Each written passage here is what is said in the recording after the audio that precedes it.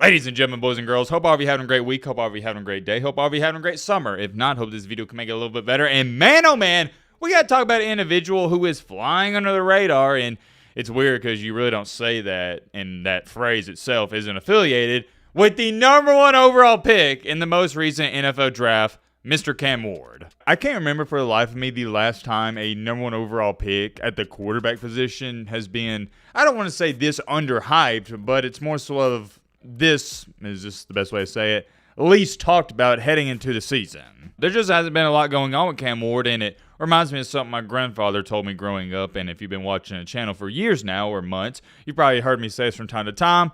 Sometimes no news is good news, and I think that applies to this situation at hand. I've been keeping up with Cam Ward ever since he was at that very small school. I believe it's Incarnate Word. It's something like that, and he's been balling ever since. And the one thing I've learned about Cam Ward over the many years covering him, and I'm sure a lot of you saw it last year when he was in the spotlight at Miami, he is the definition of calm, cool, and collected. Doesn't get too high on the highs, doesn't get too low on the lows. And I think that's a great mentality to have. I try to have one like that, because you got to play the law of averages in life. If you don't know what the law of averages is, it's very simple to understand. You don't get, like I just said, too high on a win, too low on a loss, because you know it's going to even out. You know, for example, today's Thursday. If you have a great day today, and you don't want to overhype it and go, oh my gosh, my life's great, because tomorrow, Friday or Saturday, you may have a bad one. Probably wasn't the best example I've ever given you on the channel, but you get the point. He's an even kill person on and off the field, and as far as it goes for on the field, I think that is an outstanding trait to have if you're a quarterback. If you were to ask all these head coaches and GMs in the league, out of every single position,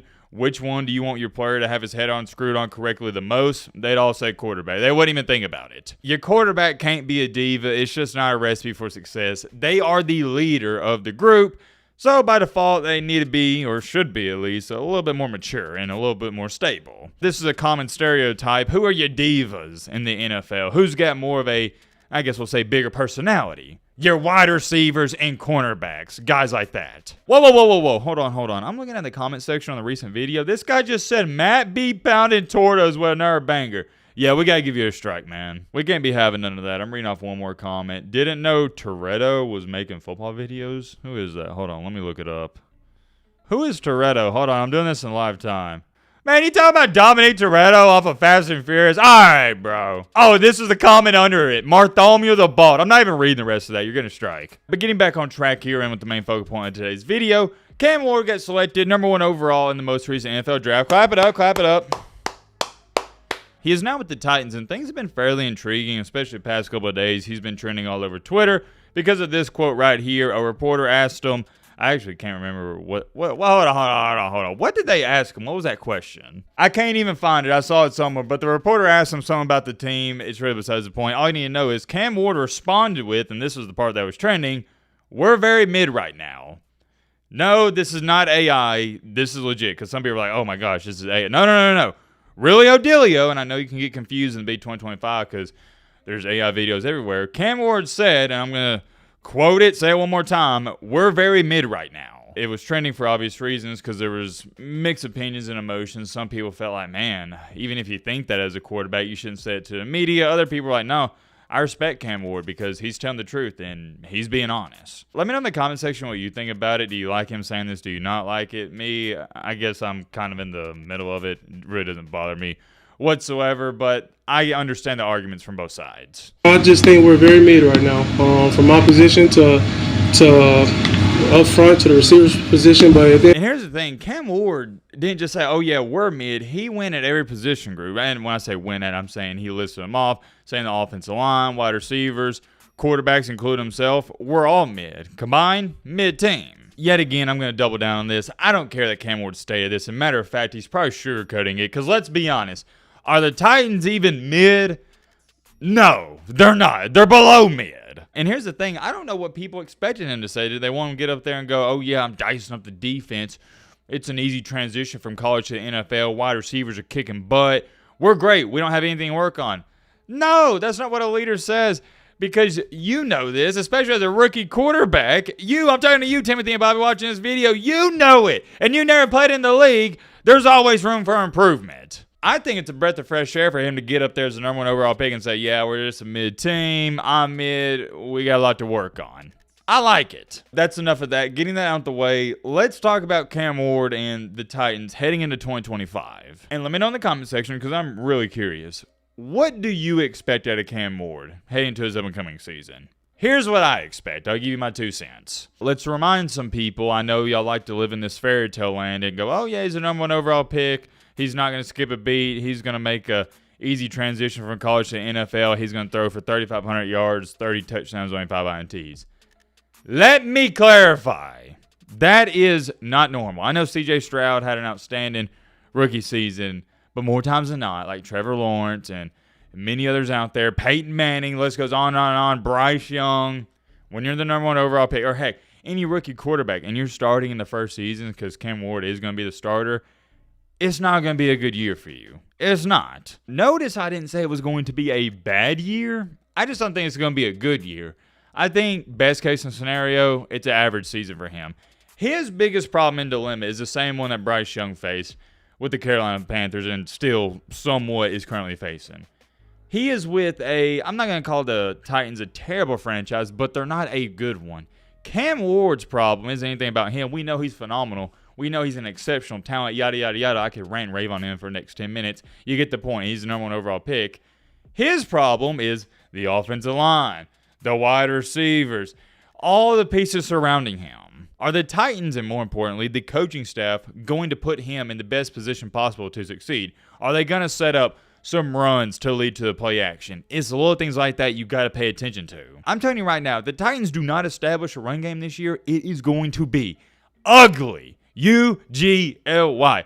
Ugly, because what's going to happen is those edge rushers, who, by the way, are the best in the world at what they do, they're going to pin their ears back in. Good luck. That's all I'm going to say to Cam Ward. You know all that scrambling and nonchalant act he was doing at Miami? You do that in the NFL, Myles Garrett, TJ Watt, list goes on and on and on.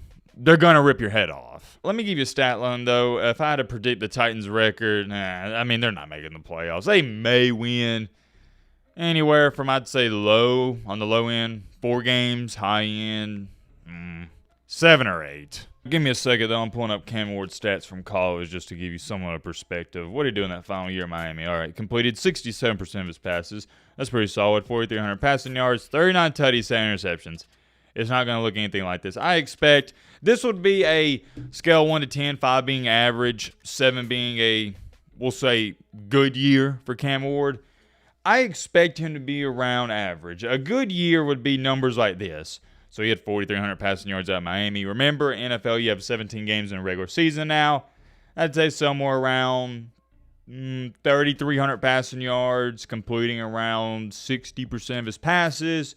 I'm not even going to get in the 30s. We'll say 25 passing touchdowns to, I'll give him some leeway here, 12, 13 interceptions. That would be a good season, in my opinion. Do I think that's going to happen? No. N-O. Here is what I think is going to happen. It's going to be about an average season. I'll give him 59% completion percentage. He'll throw for around 3,000 yards, 2,900, 3,000, 3,100, something like that. He'll have about 23 touchdown passes and 12 interceptions. I can't harp on this enough. It's not necessarily, or it's not really at all, that I think he's going to struggle in the NFL. Granted, he's going to hit some bumps in the road. We know this is going to happen to any rookie quarterback. The stat line I just laid out for you has more to do with the Titans than does Cam Ward, if that makes sense. This isn't college ball. The greatest example I can give you is Johnny Manziel. Talent alone at the quarterback position, even at college, not just talking about high school, in college is good enough to single-handedly win you some games. Johnny Manziel is partying all week long, not even practicing really, just bullcrapping around, and he's upsetting Alabama, Nick Saban in their prime, running around all these defenses, 4- and 5-star recruits. Then what happens? Goes to NFL, same thing, partying, not taking it serious. It doesn't translate over. It just doesn't happen, and it can't happen. It won't happen. These are the best of the best on defense. Miami, not that great of a team last year, but Cam Ward was good enough to carry him with a bad defense to win some games. That's not going to happen in the NFL. You got to have a great team for you to also have a great season. That's why, to me, it was blasphemous when I saw all these people ridiculing, criticizing, and throwing Baker Mayfield, who played for the Browns, under the bus. Go look at his stats. Go watch the games. Put on the tape. When Mayfield was with the Browns, he was a good quarterback. I'm not going to say he was like top 5 in the league, but easily top 13, top 14. He was good for the Browns. But since he didn't have that great of a team and the terrible franchise on professional sports, they weighed him down, and now look at him. Didn't he get a $200 million contract with the Buccaneers? He revived his career. He's balling out. In the NFL and NBA, I've seen this over and over and over. I've made documentaries on players like this. I'm not going to say the only reason, but a main reason for a player's success like Patrick Mahomes is solely dependent upon a variable that you don't control. And what am I talking about? What am I referencing? It's the team that selects you. And as athletes, that's one hard thing to accept because we want to control everything, but you can't control that. Oh, I have a great example. This just came to my mind. It happened last year. Y'all should be familiar with this situation. Caleb Williams and Jaden Daniels. Williams went to a terrible franchise and organization, not a very good team. And then what happened? Jaden Daniels went to an up-and-coming team, up-and-coming franchise with the Commanders. Looks like they got everything going good. The Bears are a hot mess. And look what happened. I don't care what anybody tries to tell you. Caleb Williams, I know Jaden Daniels had a way better season last year than Williams. But Williams, if you don't think he's, or we'll just say, if you think Daniels is slightly better than Williams, that's fine. But it's not by miles. But why it looks like miles, especially last year, and Williams is balling out in the playoffs, Daniels was balling out in the playoffs, is because Williams is on a terrible team. They're bringing him down. This is why in college you see 5-star recruits all go to the same schools. Alabama, Georgia, Ohio State, Texas, LSU, teams like that. And you'll have these casuals all the time. People ask me in public, man, why did this 4-star recruit commit to Alabama? He's not going to start. He's going to sit the first couple of years. It's because they know the game. They know how it goes. When you play with other great players, it's going to uplift you and make you, but make your role that much easier on that team, and it's going to bring your game up. I'll give you an example to put this in better perspective. If you go play pickup basketball with 4 great players, notice how they're going to elevate your game. But if you're a great player and you go play pickup basketball with 4 bad players, notice how the bad players are going to make you worse. It's the same thing in college, and it's the same thing in the NFL. I don't care how good you are at the quarterback position. You don't have a good team, supporting cast, it's going to be hard to succeed in this league. I mean this in the most respectful way possible. I don't really expect much out of Cam Moore this year. He's not going to have like a Jaden Daniels-esque year like he had in this most recent season. No. It's not going to be any of that. He's going to struggle. He's going to put up mediocre numbers, but